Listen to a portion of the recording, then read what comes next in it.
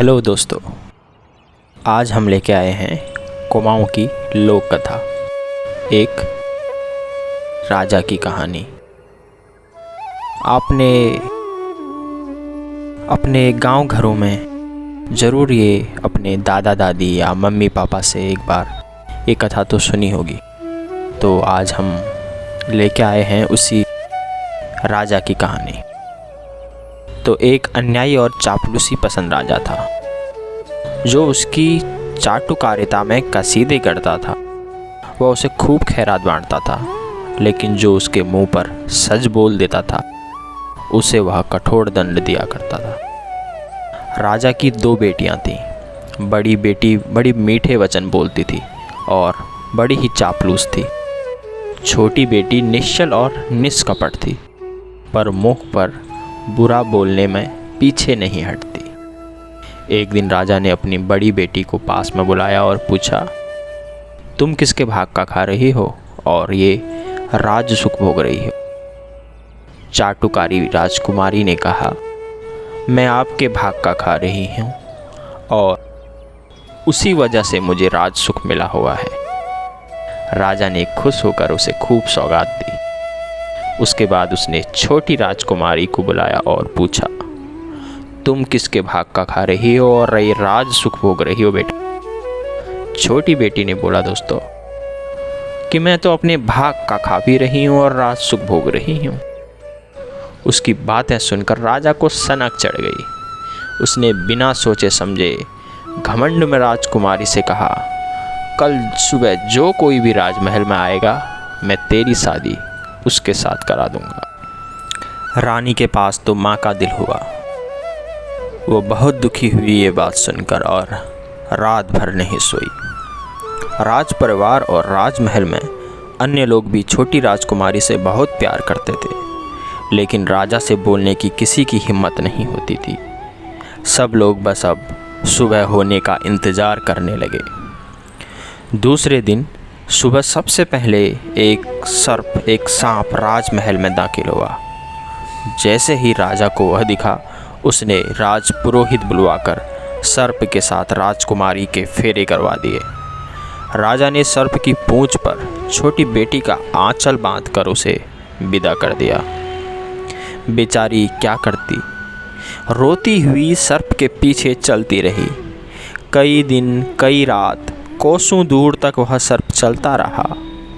आखिर में वह एक सोने के महल के पास जाकर रुक गई। उसने अपना रूप बदलकर राजकुमार के वेश में महल के अंदर पहुंचा। इस तरह बाद में वह राजकुमारी बन गई। उधर छोटी बेटी के चले जाने के बाद से राजा किसी न किसी तरह से कष्ट दुख में घिरा ही रहता था।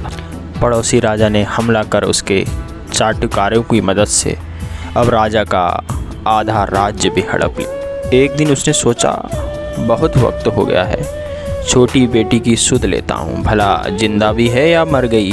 वह उसे ढूंढने लगा। किसी दिन राजा एक महल के पास पहुँचा तो देखा वहाँ सदा व्रत लगा हुआ है।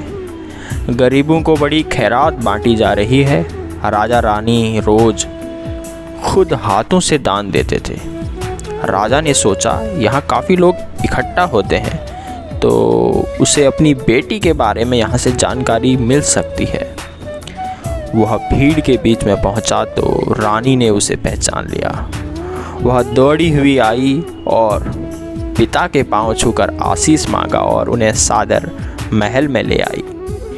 जिस बेटी का आंचल सर्प से बांधा था, उसके ठाठ देखकर वह अपने प्रति आत्मीय भाव देखकर राजा बहुत शर्मिंदा हुआ और पश्चाताप से भर गया।